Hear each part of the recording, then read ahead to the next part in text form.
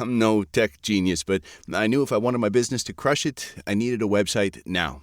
Thankfully, Bluehost made it easy. I customized, optimized, and monetized everything exactly how I wanted with AI. In minutes, my site was up. I couldn't believe it. The search engine tools even helped me get more site visitors. Whatever your passion project is, you can set it up with Bluehost. With their 30-day money-back guarantee, what do you got to lose? Head to Bluehost.com. That's BLUEHOST.com to start now.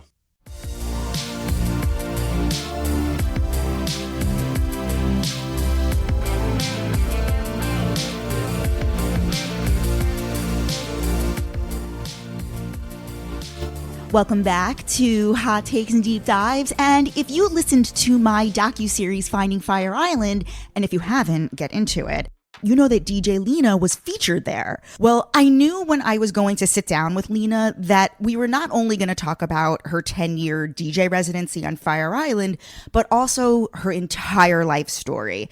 Growing up on the Upper West Side, being an active member of the underground club kid scene in the early 90s, opening Barracuda with Candis Cayne, why she doesn't like using the trans label, and also her DJ mentors, Junior Vasquez, Frankie Knuckles, all of it. So here we go with DJ Lina Bradford. Hi, Lina Bradford. Well, good afternoon, Cookie. How are you today? I'm wonderful. So a little peek behind the curtain. We just went into Lina's dollhouse, where not only does she have, obviously, the original collection of Barbies, but I did identify the 90210 Barbies, including Brenda, Brandon. All of them, yeah. The whole gang. There's a whole mixed bag up in this gig. And I asked you if you had gotten these on eBay. All original at the time. Yeah. It feels great to get stuff, especially when they get the likeness of them. You know, I mean, there's so many elements that go behind me and my collection. But I mean, of course, you got to love the pop iconic moments of dolls, and especially that have really made a difference in society. You know what I mean? And at the time, and they were definitely of the time. We needed Melrose Place. Was that character Amanda Woodward? Yeah. What was her? Amanda Woodward, yeah. It's interesting there wasn't Heather Locklear, yeah. I mean, that woman was on every single show. Like, why doesn't she have a doll, period? TJ Hooker. I don't know how much you're into the Housewives and Bravo, but I would think in this day and age, how is there not a Countess Luann Barbie? Well, yeah, exactly. Certain ones that definitely stick out. Exactly. I agree. Well, you know what? You need to get your marketing people together, people. If you want to sell it, you got to have a doll. So something I want to start with, I this kind of struck me. We are both native New Yorkers. You are an Aries only child. I am a Leo only child. Rock on, sis. Now, what do you think it is about fire signs? Because both Aries and Leo are fire signs. We're very compatible, you and I. I love Leos and Libras. I would love to hear your thoughts on only children. You know what's interesting? Growing up with other rarities that I would meet, other Aries, other only children, they came across very bratty. And I think that was kind of a connotation that was always associated with, only children. I was not that person because I was always around older people and always around people, period. We're people persons, you know? So I always just really kind of wanted to break that stereotype, you know? So I never, after like getting that little short glimpse, I said, nope. No, I'm going to keep myself around all the love and the light and people who are thoughtful of other people's energies and, time.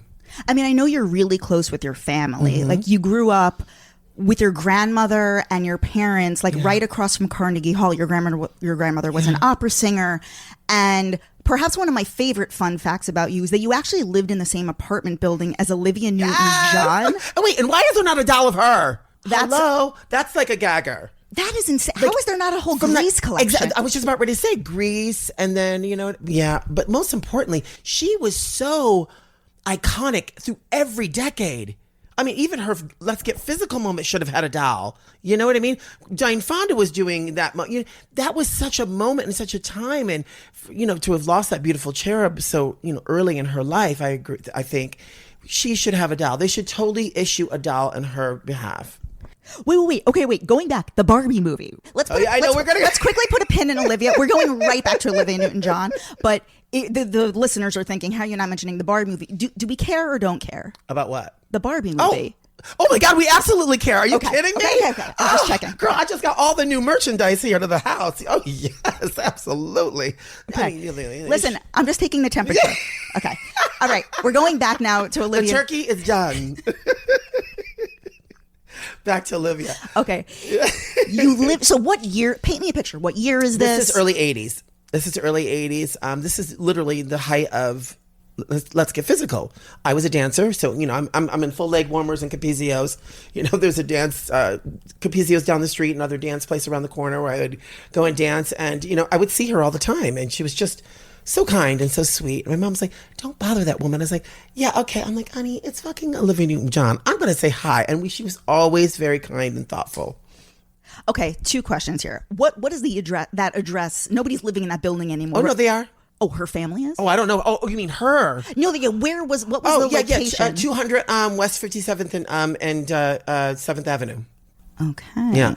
You must have run into her. Oh yeah, all the time. Yeah. Like in the elevator? I would see her in the elevator and in the lobby, yeah. So it's like an Only Murders in the Building situation. Absolutely. I love that show. What was her aura? Thoughtful and giving and open. She had a very beautiful light about her. Like she was always just very carefree and charismatic and a smile. And I mean, she just always looked like she was kind of floating. You know what I mean? Like she just she'd have a linen on and she'd just look so fresh.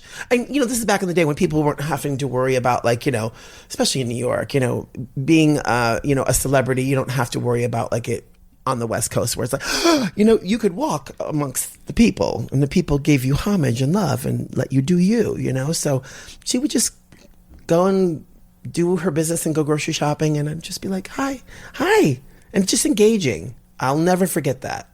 Obviously, it was innate within you that you would have all of this talent, in the variety of like dancer, music, fashion. This obviously the root is from your grandmother, who was an opera singer. What did your mother do? Well, it's my whole family has. I come from a very talented family, regardless of what they do. But uncles who were with Mary Tyler Moore Productions, they were a group called the Voltage Brothers. They were in the movie Shag with Daryl Hannah's sister. So there's lots of pockets of and my great aunt is Millie Jackson, you know what I mean? So there's a lot of talent in the family. My uncle Dougie is a producer for Epic Records. We would go to Ray Charles's house, and swim in his pool that's got piano keys on the bottom. So it was always there.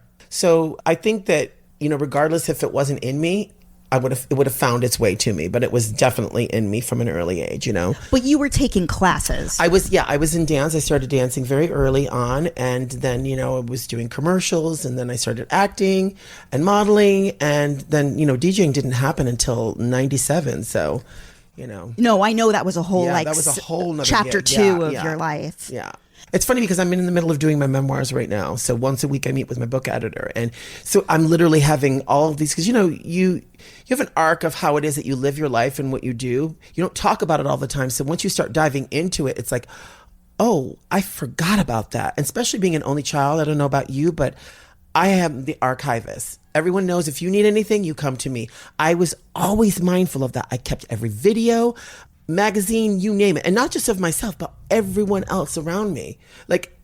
Trust me, that closet in the TV room, it's got everything. It's got everything. I mean, the people who are working on your, They gag. Well, you're doing half their job. Yeah, I am. I mean, I kept my diaries. I kept everything. I'm that girl. I love that. Yeah, I do too. Because I was at the time, God, it's if I'm going to have, twin daughters, I was very obsessed with having twin daughters. And I think that in my family, it would have jumped to me. And I was like, oh my God, am I going to have twin girls who are going to inherit all of my Barbies and my clothes and my shoes? I have to keep this stuff for them. So I was always, I lived that dream and, I got into Yorkies. So here we go. Got into Yorkies. That's hilarious. My life are long-haired chihuahuas. Long-haired only. We may have to cut this part up. We're getting off. We're not sure they're going to like the long-haired chihuahua. All those crazy older children later. You're wonderful to speak with, by the way. Oh, thank you. Gorgeous light about you. And I love your eyes. I always say to my girlfriend, I was like, I love people who smile with their eyes. I mean, didn't we learn that from Tyra? I know that you don't like labels and the word transition and all of that, but is notable that you were raised from the age of 4 as a little girl. Mm-hmm. Can you explain what's going on? My grandmother, she is grandmothers are always the matriarch of the family. I mean, and my grandmother, we call her Nanu, she has this, her light, I mean, she's Black Wicca. I grew up very spiritual from her, and her helping me understand my spirituality from an early age. We were speaking a language that I didn't even know, but I knew. So when it came time to physicality and those type of things, my essence always just read woman and other being. It was just, that's how it was. I never saw myself as anything else other than special and super. You know what I mean? Like Wonder Woman-y, Paradise Island. That was my essence. I knew that was me. And everyone else around me did as well because of my language, my body language, everything. Even as a 4-year-old. Even as a 4-year-old. I mean, that's as far as I can remember. It's a 4-year-old. And when I look at photos, like especially now because we're pulling out these things for the book, I'm like, that's a little girl. I've always looked the same. I've never, other people's for their journey to go down and, find themselves through surgery and, and then of course, we call it the essence of Gelfling, hormones, because it is essence of Gelfling. One, it just purifies you, keeps you in like this state of freshness forever, but, it just also helps you develop into yourself. So, that was my period.com to the essence that was already in me. You know what I mean? So, having that just made everything and everyone else come together with that because it was done so effortlessly and it was something that I understood. You become a target and people don't understand you when you don't understand yourself. People want to come at you when you don't know yourself. And that's when you see a lot of people, unfortunately, getting targeted. Growing up in the city, and it may have been unsafe to a lot of people, I felt safer then than I do now. I feel like now I live with a target on my back and I have to be more mindful and thoughtful of things, where then it was just about if you knew your shit and you held your shit, nobody fucked with you. And they never did. Did you live in the same home as your grandmother? Mm-hmm. So it was your grandmother, your mom? Just the three of us. The three of you. Mm-hmm. What year is this roughly? This is late 70s, early 80s. Because I'm trying to understand where it came from, even in your grandmother. Like, did your grandmother grow around, have like a lot of gay friends? Oh my God, my grandmother at that time, she was already been in the S&M contingency for the Gay Pride Parade since the 70s. Okay. And she was, then later on taking me to Garage and Saint and Xenons in 54. So, this, and mind you, we were just around the corner from 54. And then she would bring people back to the house. It was just colorful. My life was colorful. So it was already in the family. It was already accepted. Yeah, exactly. Like I said, family members being in the industry, color was always there. You know what I mean? So it was just like, it wasn't like we were living in, East Bumblefuck, Middle America, and it was like, oh, so shocking. You know what I mean? No, but everybody knew their gig of life and what they were here for and what they were representing. And no.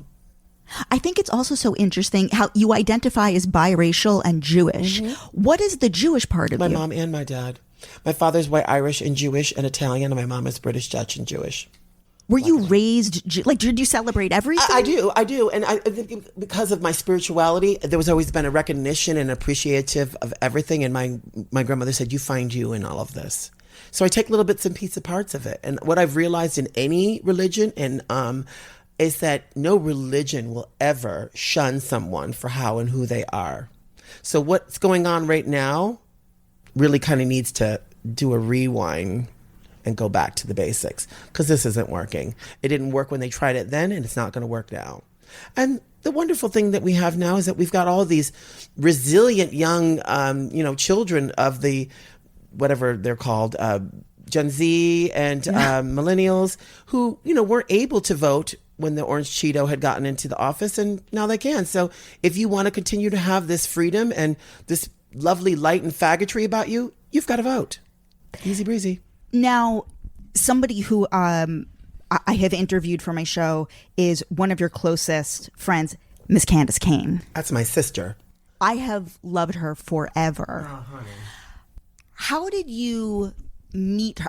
Well, from what I understand, you guys were competing against each other in like a Star Search. Yeah. At one of the. That was the first time. Well, we'd met briefly beforehand, and then I was doing Star Search probably at like maybe 8 weeks at that point, She was a Miss Kitty girl. These girls who used to walk around with these little concession things around their waist. And she was like, working at Roxy and all the big clubs. And I would always see her and I was like, oh my God, she's so Linda Evangelista in the face. And at this time I was already established and she was like, still making her way. And there was this connection about the two of us. Like we had a lot of similar backgrounds. We were both dancers. And we briefly hung out, and then so we kind of knew each other prior to Star Search. Now, all the girls who went on to have careers had all did Star Search at that point. So, like I said, I'd been winning at 8 weeks at this point. We went up against each other. I won. I ended up winning for 18 weeks. Monifa ended up moving Star Search over to the Pyramid, and the owners of Crowbar, who then opened up Barracuda, offered me Tuesday night, which I did a huge party called Swirl. Candis ended up actually later on getting Wednesday night, and it was called Disco Crisco. So then at that point, we became extremely tight, and then we became the Twins of New York and Europe, and we traveled all over the world. We did movies together. That is my cloth. That is my sister's cloth. We talk every day. My house in LA is 15 minutes away from her. We're that's my girl. Did you ever perform together in, say, like Provincetown? Oh, yeah, we did. We toured everywhere. I mean, we exact the movie, Provincetown, Boston, you name it, everywhere. Everywhere. I mean, the 90s, that was me and Candis.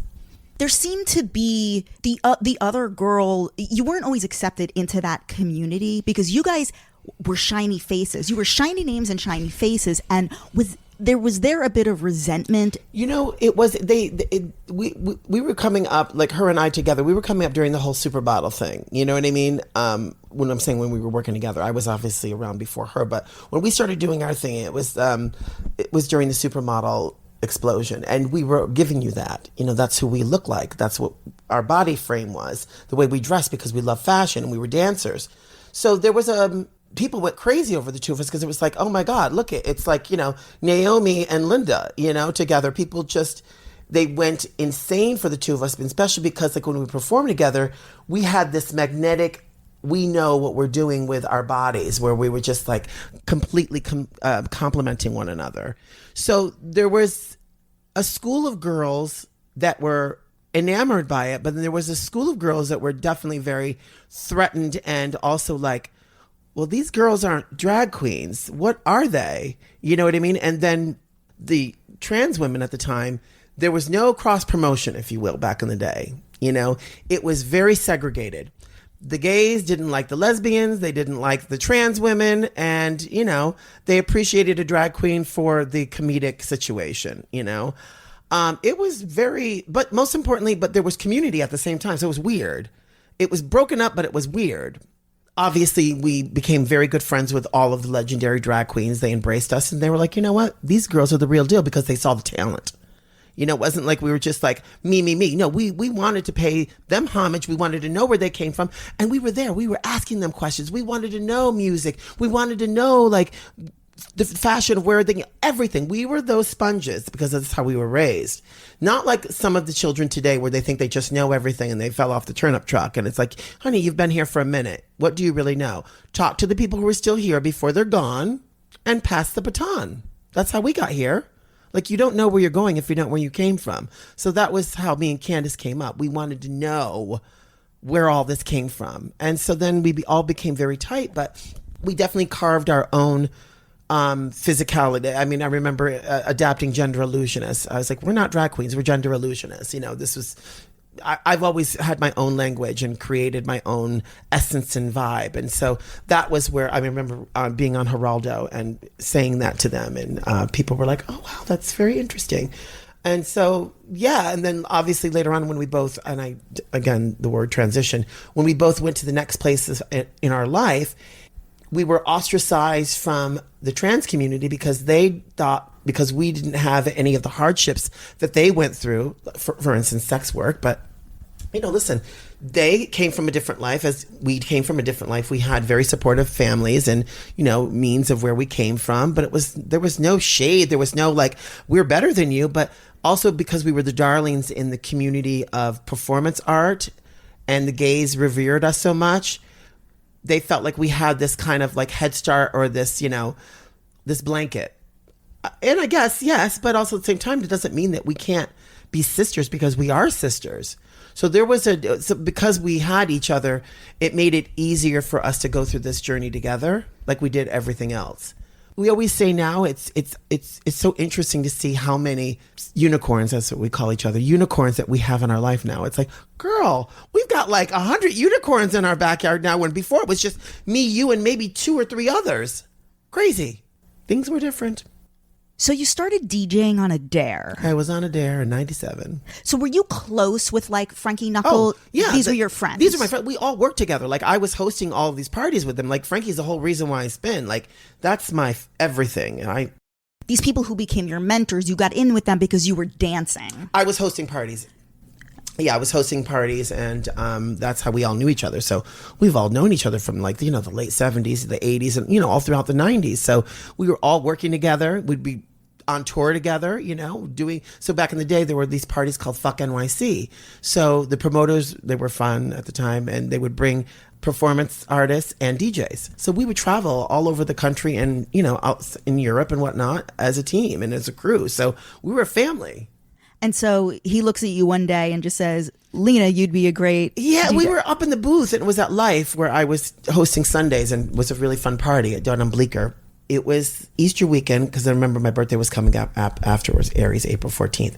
And it was a big weekend, and it was like, usually on big weekends, we'd have more than one DJ in the big room. And then I was hosting the other room, because there was lots of rooms. It was underground. It was a really fierce club. It was Frankie. It was T-Pro, it was Carlos Petrus, it was Gant Johnson, Junior Vasquez, like all my boys. We were all just happened to be like literally in the booth. And I think Frankie was spinning at the time. And we're all just cackling and carrying on.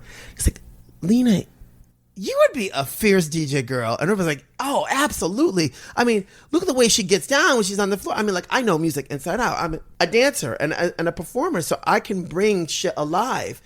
And a crowd. And that's really, at the end of the day, what brings music together as a DJ now, being on the other side. And I'm like, what are you talking about? When you look at that equipment, it's like, oh my God, that's so overwhelming. What do you do with all these gadgets?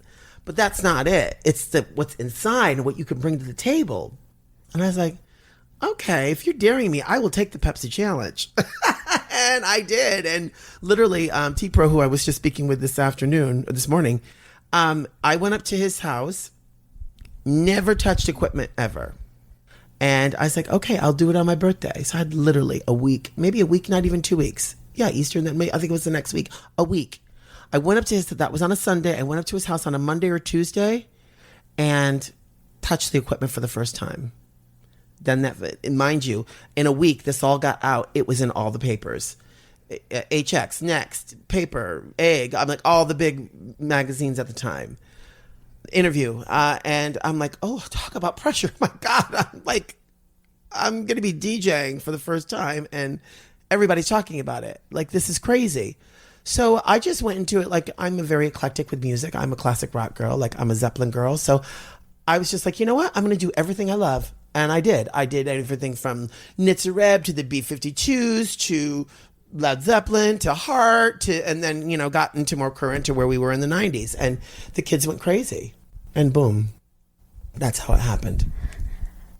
How many years until you land on Fire? Like, what happened? So, like, you're building this DJ career. Is there anything else that happened in that time? Like, what is the time? So that was 97. I started spinning. Things started getting really big. At that time, I had gotten an agency that was in Paris, which I was with for over 19 years. So I was in Europe a lot. So I was doing Sardinia and Saint-Tropez in the summers, and Paris and London and, Italy and blah, blah, blah. So all the places that I was at as a performer, I'm now going back as a DJ, which is mind fuck for me and for all these people because they've all loved me and they're all rooting for me. So it was really cool. I'm 2004. And mind you, at that time, I'm spinning only straight parties in New York. I'm doing Bungalow 8, I'm doing King, I'm doing, all of 27th Street, which was legendary back in the day, which was having its last leg, early 2000s. Bottle service came in and, basically changed the game. And then my one gay place was it was Spa, and then it became Plaid. So it started off as Life, and then it moved over to 13th Street and Broadway, and that became the legendary Spa, and then it became Plaid later on. So that was my big gate night. But it was also mixed, too. It was very mixed. But New York was fierce because it was mixed back in the day. I liked it like that. It was really fun. Was this the period of time where you were actually dating like a hockey player? Yeah, yeah. Well, yeah. That was right before him. Yeah. I want to touch on this because you spoke about how you were kind of living the life. You were in a way living like this. Like, were you seen as a straight couple? Yeah, I was living two different lives. Like, where I'm like literally sitting with a twin set with all these other hockey chicks up in the fucking bleachers, and then flying off. Can we say what team you played for? Rangers. Yeah. Oh, right, because you're in New York. Yeah, okay, yeah. got it. And so it was like, okay. And then, then going off to Europe and then, spinning and doing all of this. So it was like, whoa. Talk more about it feeling like a double life. I think it was easy for me because just as playing Barbies my whole life, it was like, okay, another storyline. Everything that I put together of story arcs as a child with my girlfriends, bringing our Barbie boxes with like 4 dolls, I'd say, and then clothes, putting them out on the floor, girl. And and then I put them on the floor, and then I put together a story. I realized that every storyline I was putting together, I've actually lived out and I'm doing. So for me, that was, it was a double situation, but it was just so natural for me. It was just like, okay, now I'm going to put this hat on. Now I'm going to put this sweater on. Well, not only do you not really subscribe to like the label of trans, I mean, that the society has to use that label, but you don't necessarily it limits advertise. You. I'm a dynamic woman before I'm a trans woman of biracial means. I just feel like it's like a cop out for people to not want to figure out and know who you are. You've talked about that you've dated. There isn't a in terms of like men, women, gay, lesbian, Energy. women. I don't ever want to be categorized or limited in this lifetime. This shit goes by too fast. The shit we're talking about sometimes seems like yesterday. And like, boom, all of a sudden now I'm here. You know what I mean? So you got to live every day as if it's your last with caution and care and love and light and good intention. And that's how I've always lived. And I don't ever want to be limited of that because of a stupid gender. I want to be fucking mentally stimulated and turned out. So how am I going to say, oh my God, well, this person's amazing, but no, what is that? God, you're not living. It also means you're not creative enough. Hello, sister. Okay.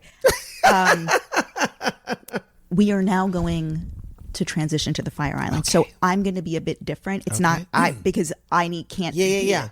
So I may jump in, but I'm going to let you go. Gotcha. Okay. You got some juicy stuff, girl. Let me wrap my head around this Fire Island. Tell me your Fire Island origin story. Okay, so it started, I was DJing at Barracuda. So I opened Barracuda, me and my sister Candis, separately on different nights. So I had a residency, I think it was Shaquita or Mona Foot's show. I was the DJ. And this guy named Sean Patrick Ryan came up to me, and I'd seen him around. We didn't really know him, but he obviously knew me. And he's like, we just started, me and Eric von Kirchner just took over the new Pines, Blue Whale and everything and all the businesses. And we think that you would be fantastic to come out and do a gig there. And I was like, really? And, Fire Island at that time was just like, it was like the morning party, people pulled out. It was not a place that is what it is now or when I was there. And there most definitely wasn't any women of color or this experience out there at all. Most importantly, really any color at all. It was very whitewashed, honey, like these walls. Like literally, that's how it was. So my short times on Fire Island were literally in and out to do a gig. It wasn't ever to really hang out. It just never spoke to me because it wasn't very diverse. And I didn't gig on that. Didn't you also go in the 70s? Yeah, then it was a little more. Wait, talk about your very first time in the 70s and paint that. Yeah, it was with my grandmother. We had gone out for something. And then it was a little bit interesting, but I did still feel like it was like all of my Ken dolls took over the island, and there were very few Barbies or PJs and if anybody knows any of these references, or Christie's. These are all of Barbie's ethnic friends and other ones that don't look like Barbie or Ken. very rare. So we definitely stood out, but we were also there at a really chic party. There were very cute moments there, but they were in pockets. You know, it was very home. When you were there with your grandmother, were you in the Pines or Cherry Grove? Pines. The Pines. Yeah, the Pines, yeah. Did you ever hang out in Cherry Grove? Nope. Not until I was out there. Oh, no, that's not true. Candis and I did a show in the Grove, and then we ran in our heels on the boardwalk through the meat rack. We didn't know how it worked, girl.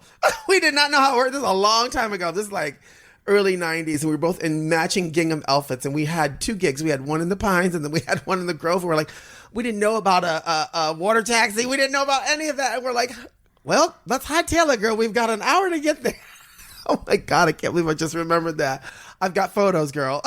I've got photos. And so that was, I think, my first time there. So then, then fast forward to 2004, they had took it over. And so then it's 2005. Sorry, it was 2005 when they had asked me, because they opened it up in 2004 and it was still kind of like dead-zo. Was this a result of the AIDS epidemic? Oh, yeah, absolutely. From the AIDS epidemic, and people had pulled out, and it just got very dismal out there. And also, too, it was like, what's his name? John White had passed on, and Eric literally was at the bedside getting the turnover of the papers. Oh, yes, honey. He knew, like, you know what? It's a new day. The emperor has passed on, and anyone who knew, that man, he was very, his way. I don't want to call him out, but, he had a very, the walls are white. Somebody said, I mean, this isn't anything. I just found it hilarious. Someone said, he goes, I would describe him as a very picky gay. Oh, yeah, absolutely. Not all gays were welcome, honey. No blacks, no Jews, no gays, like the song. Yeah, very that. I mean, and I'm sure he was kicking in his grave to see this bitch go out there and reign for 10 years. Like, that's a kiki, literally. The whatchamacallit, the dust wasn't even really over the grave by the time that I had started there. And then, not even 2 weeks of me doing that gig, there's lines down the block to get up into my gig. So talk about how you were invited out for like one gig and then how that snowballed. Mm-hmm. So I was invited out to do Saturdays. They wanted to have the first ever high tea. There was never a high tea. There was only ever, at the original Pavilion, there would be like a cassette player playing like on a tape for people to listen to little music after low tea had finished, just before they would go home and have dinner and figure out what they were going to do. But there was no party up there. There was no high tea. It did not exist. And then later in the evening, people would go to Pavilion late night. So that's where I come in. We think that you would be great for us creating this high tea situation. I was like, oh, okay.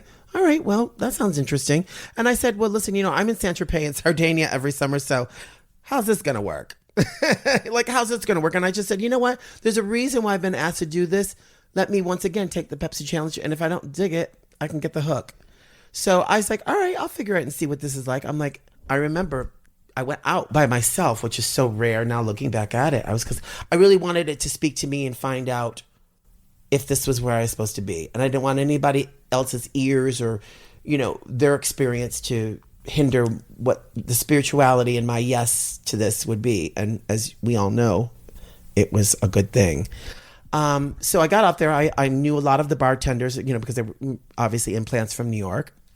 They were like, oh my God, we're so excited to have you. I'll never forget that day. They sat there and I had what was called a planter's punch. And I'm like, ooh, this has got a lot of sugar.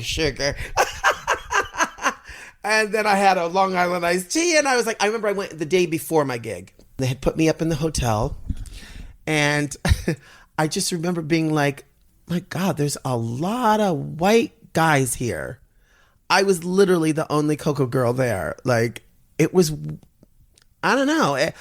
And also, this, like I said, at the same time, if these weren't the gays that weren't coming to the Fierce Club that I was spinning at, I didn't know them. And they probably didn't know me by being Lina.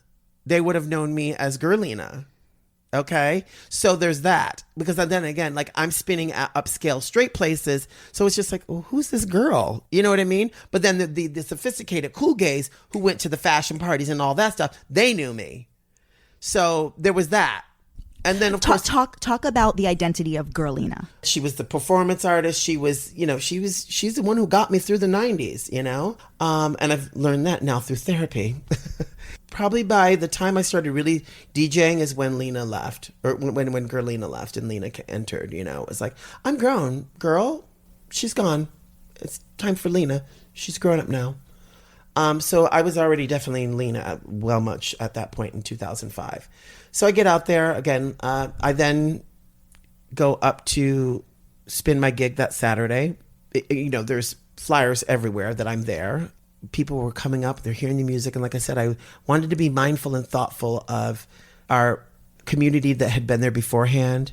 All of the predecessors, all of the DJs that I knew who had gone out there and spun. I knew that this was a really big deal. And especially for me to be here, I never took that lightly. I was always like, okay, there's a baton being passed to me, but I don't know what to do, but I'm just going to be authentic and thoughtful of everyone and do me. And so that energy was received. People felt it with the music of how it was. And mind you, they're never hearing this music that they've heard before, like anyone who's ever heard me, I'm very soulful with my music, I don't do pots and pans. It's not my gig. So the older queens were like, okay, all right. This girl knows what she's doing. And she's also not pushing us out. You know what I mean? Like it was a nice tall salad of the vibe of music that I was giving that night to bring people in and not feel, excluded. Then shortly on, at the very beginning of my sets there, I remember there was this crew of older white queens saying, you remind me of Larry Levan. And I was like, oh my God, this is my home. By the second, third week, there's a line to get upstairs to now what it's called Lina's Lounge. I, of course, was always about marketing. I had them make a big, huge banner.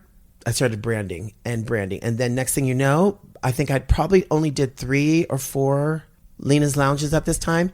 And they asked me, they're like, do you want to do Low T and then do Lina's Lounge and then do Pavilion? I was doing all 3, Friday, Saturday, and Sunday. I then ended up moving out to the island, taking over, which became the Penthouse, and it was called the Poochie Lounge. And I had it all decorated in Poochie fabric and blah, blah, blah. And I had oh, honey, I took that shit over. And it was like, wait, what happened? Like, wow. And it was magical. It was magical. It was so new and fresh. And next thing you know, the buzz is out like, oh my God, Lina's got a residency and she's out on the island. So then you start seeing all the colorful people coming in. And they're like, I've never been to Fire Island, but if Lina's out there and she's turning it, like, we're hearing she's turning it, we want to go out. I then found my sexual nuance. I had always either been in relationships and at the time, this is very important, I had, from when I had left my relationship with the hockey player, I forgot to say, I became, just in my cleansing, I stopped drinking, I stopped smoking, not that it was ever, in those things, but I was cleansing, I quit drinking, smoking, and I became a vegan, and I was also celibate for 4 years. So by the time I got onto the island, I was all of those things. And again, I'm like thinking to myself, and again, I was living a different life prior to that island. So getting on the island, like in the first week or two, I was asked to be in a threesome with these 2 guys, and I'm like, what the hell? Like, where am I? I was like, is this my cookie jar? Girl, I'm not even fronting. That island became my sexual nuance. I found myself sexually. It was everything. And also just a testament to who I am, how I make people feel comfortable. Their first time at the rodeo, my first time at the rodeo, but we're all gigging and vibing. It was everything. So then there's that. By the end of season 1, they had to shut down my lounge in one area because they would be chanting my name, go Lina, go Lina. It caved in. So they had to rebuild it, and then they were also revamping the pavilion. So now, mind you, that past year, I mean, everybody was hiring me to do a private party at their house. Like, it was insane. I was always working and always going to fabulous dinner parties. Like, this was like their Princess Diana that had come to the island, or their Ross moment. It was insane. Like, looking back at it now, I'm like, damn, bitch. Like, I went into infiltrate and I didn't even know what the fuck I was doing, but I was having a good time. Lines to get up onto that deck. Had the same thing happen on that deck where it caved in too. We're to the point where I'm spinning and I'm doing fucking stage dives off of my DJ booth into the audience, and they're carrying me through the audience. It was insane. Like, when I look back at these videos and these photos, I'm like, I gave everything. And so then from there, I created Thursdays, Fridays, Saturdays, and Sundays. I was doing 4 nights a week. Thursdays was called Rewind Thursdays. It was my 80s night. It was the introduction when everybody starts their A or B side of the island. You know how it works. And it was so much fun because I love 80s music, but it's, my stuff is never cheesy or commercial. It's the obscure shit. And people are like, wow, she turns 80s too? Fridays was Lina's Lounge. Sexy, Saint-Tropez, all that kind of sexiness. And then Saturdays was called Go Big or Go Home. The beats are bigger. It's Saturday night. Boom. Sunday became the legendary TBS Throwback Sunday Classics, my famous disco night. It was insane. And then I started turning out the marketing, and I was like to PJ, I was like, okay, I want t-shirts. I want fierce visuals with the posters, and they need to go up at this time, and they need to be in this neighborhood, and blah, blah, blah. I mean, honey, I had the best photographers. I turned out that campaign. Shower curtains, t-shirts, everything, pillows. People were gagging, and they had it all. Talk to me about how you would document. Isn't it crazy, like, from what you were talking about at the beginning, like, that Fire Island seems so different from what's going on now, that it's like, wait, but honey, that was only 8 years ago. 9 years ago. It's because there are no stars there now. Well, I shouldn't say that. No, you're Not right. on this level. No. And the thing is that they're me people. I was about the community. It wasn't about me. It was about me being the person that brings a facilitator bringing people together. That's the difference. And when I left, I wanted it to be about everything that I brought and put together, that soul, and not just with the music, but that soul that I gave. I wanted that to stay. It didn't. I had to be that one, and I could still be there today. But I said, after 10 years, I'm just done. The internet started while I was there. I was missing out, and I was also living in London at the time. 10 years is a long time to be on that island. Why would April to October? Why would you have to be there from April to October? I enjoyed it. I loved it so much. I opened my house in April Fool's Day.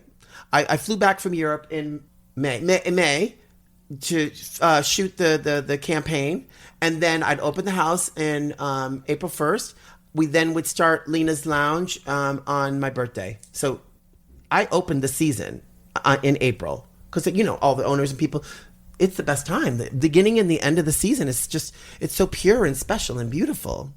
Talk to me about how you would document your looks. Oh, okay. So I was always about that, being obviously a doll collector and with my fashion. So I would then go to my friend's house, and I always named my friends' homes, and I've always had this way of giving my friends nicknames if I like them. And I would always go over there at 6:00, and then I would post the photo and would invite people over. We'd have drinks and cocktails. It was like a pre-party before going, and people always would go on. And mind you, like I said, the internet had happened. So at this time, I started finding out about Instagram. So then it became a thing where everybody was like, oh my God, go on to Instagram and see what she's wearing before she gets there.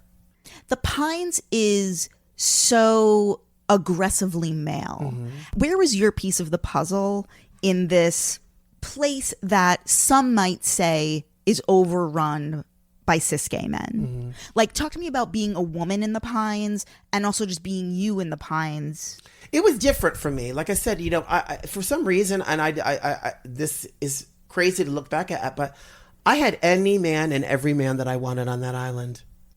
It was just like, it was magical. Like, to the point where it became a game to me. It was, people would always make this reference. You ever watch True Blood? Remember the character named Melinda? She was the one she would just conjure sexual energy and orgies. People would say that when they would come to Lina's Lounge. And it was true, but like literally guys would just be like, and I would literally have the pick of the litter, and I would be like, you, and you. And boom, I would have these beautiful sex orgies at my home afterwards. It was beautiful. It was absolutely beautiful. And it became synonymous with Lina's Lounge that the Kiki Lounge, which was what it was called at my house. There was a separate outdoor area that was closed in, and I had created, and it was very Genie's bottle, very Moroccan, and it had its own Facebook page, but no photos were ever allowed. Just a photo of the decor, but anything that went down, no one ever had a phone in there. There were special fruits that were resonated and fermented in liquor. It was Caligula. It was Caligula. Talk to me about Lina's porch. Oh, well, that's where Andy Cohen and Sarah Jessica Parker, they would always come up there. And Andy always loved coming to Twirlina. And he used to always call it Lina's porch. So then fast forward, that's when I got my radio show. And I did a Pride thing he had had me spin the launch of his XM when he first started doing his XM. We did it at the Dream Hotel. And then maybe a year after that, he asked me to do spin music for Pride. I reached out to him about doing the Dollhouse. He's like, yeah. And then I said to him, I was like, and also, if you ever decide to do, music on your show, he's like, Lina, you don't need to tell me that. He's like, you already know. I was like, I know, but I'm just saying, because you look like you're doing just fine over here on this XM situation. So then now they just renewed my contract again, and now I'm going into season 2 of my contract with Sunset on the Porch on Sundays on Andy Cohen's Kiki Lounge. Have you ever been through, if being there kind of all year long or even through the off season, have you ever been through a fire, a hurricane, the natural elements? And I didn't want to leave. Hurricane Sandy, I think, was the first one. And they wanted everybody to evacuate. And I was like, you know what? No, I mean, I was so in love with this island. I would have taken a fucking wave for this island. I'm not even kidding you. I'm like, nope, I'm bunkering into my house. Me and my dog. I'm staying here. If this island is going anywhere, I want to be on this fucking sand dune. I did not want to leave. I was upset in the car going back home and having to sit in my apartment in New York, having to leave the island. Oh my God, it was crazy. I did not want to go. Going back to the music, I think it was... You're a great interviewer, by the way. Oh, thank you. Thank you. I'm certain you would have seen this article come out in the New York Times, how these two guys bought a new home. They bought a home in 2021 in the Pines, and they found a collection of old cassettes that had the DJ mixes of Michael Jorba, all of the icons of the 70s and 80s. Yeah. I've played through a lot. Some of those. They're all on Mixcloud now. Oh, are they? Original ones is what I mean. Incredible. Yeah, and also from, Larry Levan and Frankie Knuckles from just in New York, but yeah. When you listen to... Here's my question. This is about DJing and maybe this is more about music more than DJing. Mm-hmm. When you listen to the sounds back then, it was about the vocals. Uh-huh. It was so vocal heavy. And I think that's why I was so welcomed, is because I did that, and that's the school I come from. When I did Low T, I made certain that it was like you were at Paradise Garage. I know how to morph, and you can't go in there playing pots and pans and, think that that's how it's going to be in the afternoon. Nobody wants to hear that. Not everybody's twisted on fucking, whatever. Baby, it should be spiritual and sexy and beautiful and instruments and vocals. So Mother comes from that. So that's what I gave you the whole time I was out there in different carnations. I said afternoon situations, that's what needs to happen there. And that's why everything I did worked, because it was all done with soul and with instruments and vocals. It wasn't pots and pans. You can go to Pavilion late night for that. You have this great quote. You said you're going to feel my music if you've got soul in you. Mm-hmm. And even if you don't have soul in you, I'll find it. Oh, that was a good one. It's true. Because we all have it. Just like we all have an innate gift inside of us to have spirituality, but others don't work on it. It's if you choose to. We have all these things. We're all created equally, but yet we are all so segregated because of what society has given us a blueprint of. Music that's happening now. So for example, I actually bonded with Parker about this, how like Madonna's my number one. Mm-hmm. I like your shirt. Yeah, thank you. Her recent music, whatever. Within the past few weeks, she's come out with these 2 new singles. Yeah. You can this could be anybody. If you didn't know it was Madonna, you wouldn't know. She's lost herself in the last couple of years, which is kind of sad. But I think this is emblematic of all music now. Yeah, and I think it's with that type of music, because the music that I spin always has soul, and you always like, so when you're playing soulful house music, you're never going to get this. You know what I mean? So if you are adapted to pop music, that's how it works. You know what I mean? Like, I don't sign up for that. And if I am playing a person who is commercial, I don't know them only if I get them and it's a fierce remix. I've never been into commercial music. What's the music that's speaking to you now? I mean, I love Blue Six. I mean, my stuff is obscure. Like, it's so funny when people come to my parties, they're like, Shazam doesn't work with you. I'm like, I know, because it's like, most of it's like, they're bootlegs, it's obscure shit. You just brought up Shazam, which is hilarious. I've been saying that before it was around. This is hilarious because I know people would, this was before like the iPhones were invented, obviously. People would want to know the music, and would people like slipping you notes to like write the names of songs? All the time. I mean, I would be like, okay, you got to ask me, right? Because I'd be at a dinner party. They're like, what was that song? I'm like, honey, I'm in a zone. You have to realize, sweetheart, there's another sister inside of this porthole that takes off when I spin, and I have no idea what's going on once that happens. You got to ask her right then and there. Going back to like listening to those cassette tapes, again, granted, like they're playing Donna Summer, they're playing disco, they're playing the music of the time, but it just feels like unless the DJ has a certain taste level, it's all just like EDM. Yeah, absolutely. And you just hit it on the nose. Taste level. It has everything to do with the taste level, and also the schooling of the person, who sometimes the name DJ can be used loosely. I also come from the school of vinyl and CD, so I mean, I don't know about how to work those thumb drives.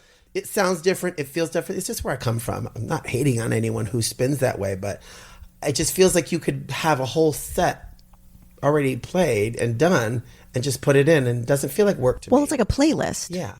Perfect. Thank you. Okay, we can You're end so it here. welcome.